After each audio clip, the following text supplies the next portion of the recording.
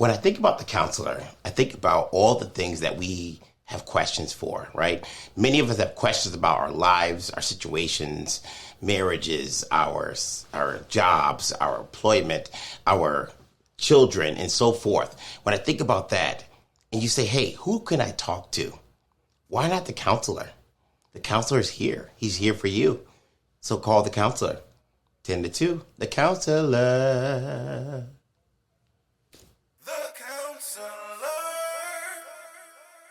Welcome back to The Counselor, and I am your host, Sheldon Stovall.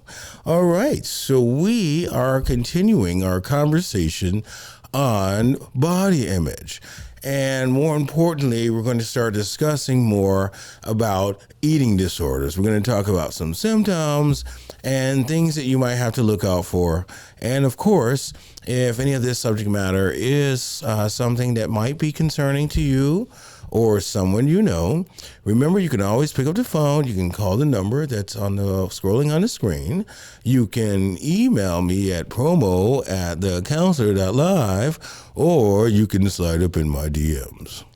All right, so last time we were talking about in part 1, how does body image affect children's social skills? So children ages 9 to 12 in Spain who are happy with their bodies have greater skills to understand and appreciate the emotions of others. They have greater flexibility, so they're more understanding, right? They understand when someone might be gaining some weight, right? It could be a thyroid situation, thyroid gland, right? It could be some other situation. So when you're not as self-absorbed in your own image, you're going to take the time to be a little bit more flexible and actually care about someone else and how they feel. Okay? And effectiveness to resolve conflicts. So you're going to resolve your issues effectively, not calling someone a fat pig or your big hog toes, right? All these different things that people say that are so mean, right? Your 7X. I've heard a lot of these things. I used to take the public school bus for a little bit, right? So some of these words and things that kids say, you don't realize how mean you are. So if you're having a conflict, yes, you're going to say something because you're upset, right? You're going to say something you didn't mean, but you understand that hurts that other person's feelings. So although you did not physically pick up your hands and begin to swing at someone, right? What you did was you hurt their self-esteem and you started making them feel bad about themselves. All right, so you want to think about that, kids, all right? I'm talking slowly because I want you guys to really clearly understand this. How does body image affect sexuality, sexual activity in youth? All right, girls who experience poor body images are more likely to engage in sexual activity at younger ages. Under 12 through 15. All right, so this is hard. That's a hard thing to think about. So what it sounds like is ultimately the plan, right? Let's put her down and then everybody can go after her for, because she doesn't feel that well about herself, so she'll give herself. That's the thought process these kids are doing. So girls, I want you to think about that. When some of these boys are trying to say certain things about your body, that it could be an attractive thing, that they're attractive to you. Right. So I've noticed in my lifetime, like certain girls will sit there and literally ignore me. Like I'm standing right here in their face, and they're acting like I'm not standing there. Right. Some people, when they're attracted to you, they ignore you. Interesting. Right. If somebody's attracted to me, they'd usually talk to me. I don't know. Some people ignore you. Right? So don't think it as, someone does not attracted to me because they're ignoring you. That's another way of someone trying to communicate their feelings, and they can. How gorgeous am I? You're beautiful. So, of course, they want to ignore you at first. They can't believe what sight they're seeing, right? So how beautiful you are, right? So you want to just make sure you understand that you look good when you look in the mirror. Who cares what anyone else is saying? I mean, things happen. People grow up the way they grow up. You can't make them look any different. Okay? In a study, how do body image and appreciation affect depression? So in a study looking at mistreated youth, the following was found. Depressive symptoms are correlated with lower body appreciation and higher body dissatisfaction in children ages 9 to 12. Right? So kids start becoming depressed. How come I don't look like Kobe Bryant? How come I can't dunk like Kobe Bryant? Because you can't even get on the big rides at Six Flags. That's why. All right? The important thing, parents, is to always encourage kids. You listen, what do they look like? That's who they look like. They have parents that look like how they look. Your child looks like how you look. Right? And then show some family pictures. This is this aunt, this is that aunt. Uncle Sheldon is the best looking one in the family. You can see that. You'll say that, to the kids. They'll start seeing what they look like. They look like the rest of their family. Right? So it's not about someone being unattractive. It's that they haven't met the rest of the family. And then you can see the beauty. Right? You can start seeing beauty in people with their family. Right? They have the same genetic genes. Right? So it's not always about what you look like. You might just look different than someone else that looks some other different than you. That makes sense if you replay that. So noses, for example, my nose isn't pointy and straight. That's okay. That's what I look like. Right? Does that mean that my nose doesn't look right because it doesn't look like your nose? No. And I could be the same thing, thinking the same thing. How come yours nose looks like that and mine doesn't look like yours, or yours doesn't look like mine, right? So you want to correct your thoughts about your body image. You look like who you look like. And goodness, who wants to look like some of these people, right? I'm sorry. I just can't sit there and not eat to have a six-pack so that you can see my rib cage. I can't. I'll be hungry. I will be hungry. Okay? I don't need to look that good, right? But that's okay for people that are into that self-image, and that's okay. But we have to worry about it causing depression, is my point, right? So we have to look for these signs in our children that, these could be issues that can cause severe depression in our young people. All right, boys ages 9 to 12 who experience maltreatment show lower body appreciation, though now not higher body dissatisfaction. All right. So young boys, when they get, start doing swimming and having to disrobe in the locker rooms, boys will be boys, as they say, and everybody's pulling off people's towels and people are being exposed left and right. I mean, geez, it was weird to see. But, this is what was going on. I just failed in gym because I didn't have time for that weirdness. But, some people, they dealt with it. I just said, I'd rather take an F. I'm not doing that. But, some of those things go on in locker room and boys start seeing that they're a different size than other boys, right? And then they're like, oh my goodness, why, so they start seeing differences, right? So again, when that starts going on, those image issues start creating other issues, right? So fathers, you will know if your son is going through that image issue, if you understand what I mean. So talk to your son and tell him what, some things that he may be experiencing, if you understand what I mean. So sometimes, dads, you guys can prevent some of these issues too, right? People are different sizes. They're different sizes for a reason, right? So you need to explain that early and then talk to your son about how you lived through that. All right, we won't talk about that too much. I can see people blushing through the television screen. Boys ages 9 to 12, that's what they experience. All right, so let's talk about race and ethnicity, how that impacts your body and image, right? So body image discrepancy rates, 71% of 5th through 8th grade white girls show high body image discrepancies compared to 63% of black girls, right? Why is it always got to be black and white? That's what I always say, right? But at the end of the day, when you say black or white, we're just using a comparison, 50-50, right? But these are two different ethnicities. So, of course, this person is not going to look exactly like that person, right? Some people have different body image types, right? So when you're sitting there trying to compare a white girl versus a black girl, what's happening? You're causing body image issues, discrepancies within the race, right? So we want to think about that, guys. When we're talking about people, I know we like to talk about different races. Try not to do it in front of females, right? Don't do it in front of your little sister. She's listening. You're giving her body image issues. When you're talking about how big that is and how butt block, how padow, all these words that we use to describe beautiful women, just say that and get it over with, right?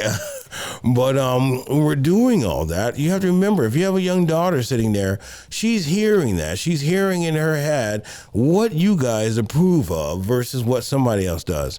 And I'm a guy, I've been around for a long time. Guys all have different preferences, right? You cannot tell someone who they should be with or what their spouse should look like. They may not be attracted to that at the end of the day. And it's sad how society has formulated how even some of our first ladies should look. Okay?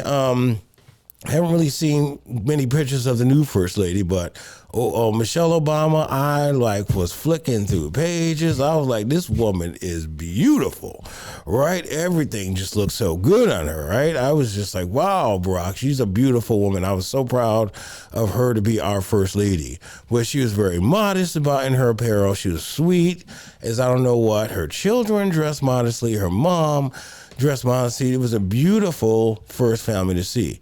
So she was a good example of a good first lady who is beautiful, right?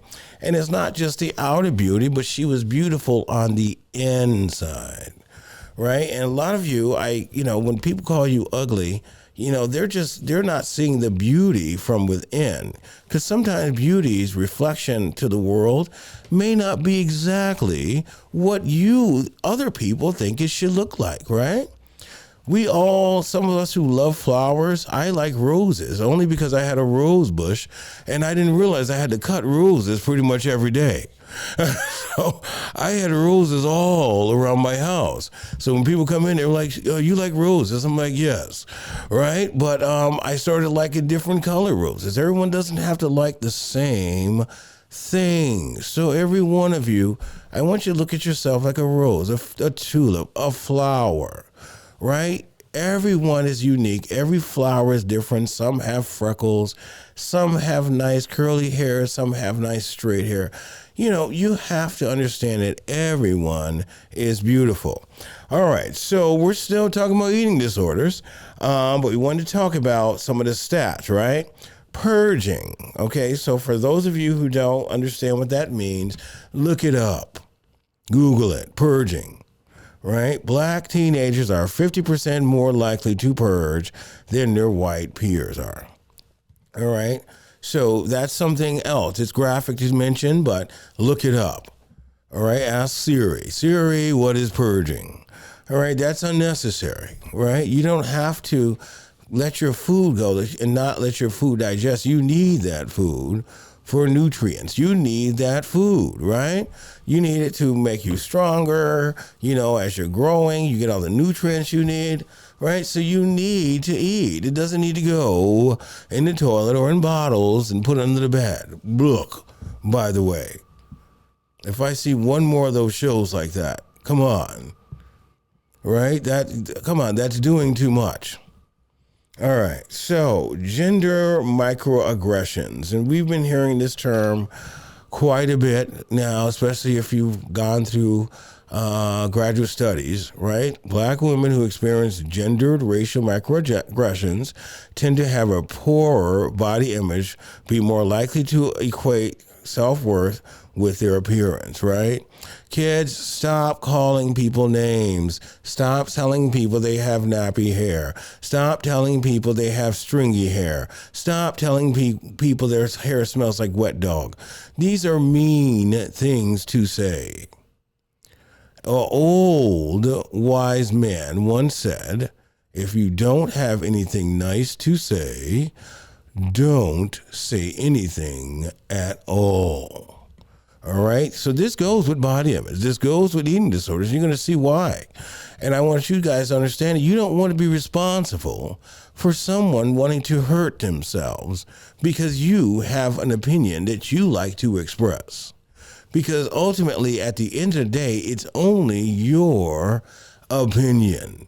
Other people might agree with your opinion, but it's yours. You own it, right? So sometimes we have to not say certain things, because when you say certain things, what happens? You hurt people's feelings, and then you start giving people body image issues, and then you cause issues like eating disorders. All right, so that brings me over to the eating disorder stats. So bulimia, it's been found Latinx people or Latin people are more likely to experience bulimia than non-Latin peers. All right, and again, this is a research study in another country, and I did this for a reason. All right, so yes, Latinas, right? I just now learned how to get my captions in Spanish, so you guys can go back and watch the Counselor Live with Sheldon Stovall 1 through. Right? You can just hit one of my playlists and you can go ahead and watch all the counselors that you can handle. All right? So Latinas, I'm talking to you as well. Okay? So, yes, the Latin princesses that we have seen in this country, Jennifer Lopez and, Ariana Grande and Demi Lovato and different ones who've come through the media as singers. Yes, we're all delightful. But you know what? I was so happy. Yes, I'm going to tell one of my hidden sins. I watched Paris Hilton in Love. I watched the whole thing, and Demi Lovato sang at the end. So I heard about it. I said, oh, wow, she did. And they said she really sang well at her wedding, and I agree. And yes, people kept saying, did you see how much weight she gained? And I said, what weight? I think she looks great. I didn't even know she needed to lose weight. I didn't look at her like that, right? But she really sang. So that was a beautiful thing. Like, everyone is not going to look like you're 19 or 25 for the rest of your life. Once again, go visit your grandparents. That is what you're going to look like. So when you're judging someone else, and it's not a bad thing, you're going to change. Your face and body's going to change too. So we're just kind of going across the cultures. Asian American women are more likely to report low appearance satisfaction than white women, right? Particularly when it comes to eyes. So I'm kind of confused on that one myself. But what I gathered is the colors in the eyes. But I've seen so many diverse Asian people with, very diverse eye colors as well. I don't know if that gene is more popular in the Asian culture, which is probably why they have what they call contacts, if you're that serious, right? If you think you need a different eye color, contacts, right? But looking at some people with those eye surgeries, it's frightening. I'm sure when you turn the lights off, I get scared too. Anyway, so influence on body images in Asian American women. Immediate family and elders seem to influence Asian American women eating behavior and body image, right? So growing up, you hear a lot of people mention that your mom would say, you're going to get fat. Don't eat that. You can't have that. You're going to get fat, right? So it's coming from parents, right? You're going to get fat. Don't do that. You're going to get fat. Right? So when you're hearing those things, that begins to bother your ego as well. It makes you feel uncomfortable, right? So parents, once again, this thing goes back and forth, right? This is awareness time. This is about bringing awareness to your behavior, your attitudes, and how you raise your children, and how you're treating your children, and actually the things you're allowing your children to say to you and then saying to people at school. So Parents, think about it. And I always say this, pick up a book and read it. I remember when the nanny, that movie, that show, The Nanny came on, not The Nanny, Super Nanny, something like that, where the nanny went around helping undisciplined children from parents who had children and didn't know what to do with them. So, she taught so much. I didn't miss one episode. And I was like, how is this woman doing it? Because the parent never took authority over the child and said, I'm your parent. They're children. They're children. And yes, if they're treacherous, like I said, bring them to the church, and we won't go back in that. But, get some help. Call a therapist. Call a counselor. Call the counselor, right? Get some help going on in your homes. Help out your family. Right? You don't want these things to continue. We're trying to break this generation's curse that it seems to have just kept going and going, even since I was in grade school. We're talking about the same things right now. Somebody's not learning something, right? Our children are dying on drugs early. Someone is not taking time to learn about their behavior. All right, so just stay tuned to the counselor. We're going to keep going. We're just bringing awareness. Don't get mad at us, all right? Clashes of American culture and the culture from which the women came influenced by the image and eating stress issues. Yes, this thing is going on all over the world, right? And worse in some parts. There are women who are absolutely beautiful that have to be covered, right, from head to toe. You cannot even see their eyes in some countries, right? So body image issues even there, right? But do they listen? Think about that. All right, peers had a large influence on whether they accepted or rejected body negativity from families. So it's up to you kids. I never tell kids to talk against their parents, but I will say this. All right, the next time somebody tells you if you eat that, you're going to be fat or you're getting fat, and it happens to your parents, just say, Mom, this is affecting my body image. Turn on the counselor on eating disorders so we can look and learn together. Because if they can't understand it and you can't explain it to them, I will. You can also give us a call, and I'll be happy to explain how they're causing you to have self-image issues and body image problems. All right, so we're going to keep on moving. In a study of young Native American females, the following was discovered. Feelings about their face. Okay, they had feelings about their hair. They felt some kind of way about their weight. They had feelings about their figure. And a lot of them kind of felt uncomfortable with how they were shaped. All right? So once again, that's why these women's stores, there's so many clothes, they take up 3/4 of the department store. I know, guys. Yes, so when, there's so many different types. People look different. None of us look the same. There is not one that is better than another, ultimately at the end of the day. And we're going to keep on going. We want to start running into adults. I think that we're going to take a break here. I want you to follow the next screen. And this will be more of The Counselor with Sheldon Stovall in a few. The Counselor.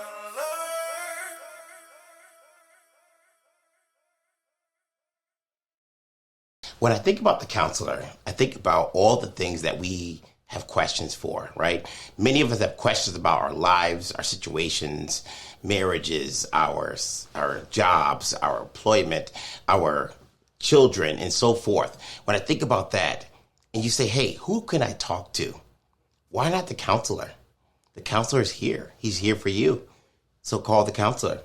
10 to 2, the counselor.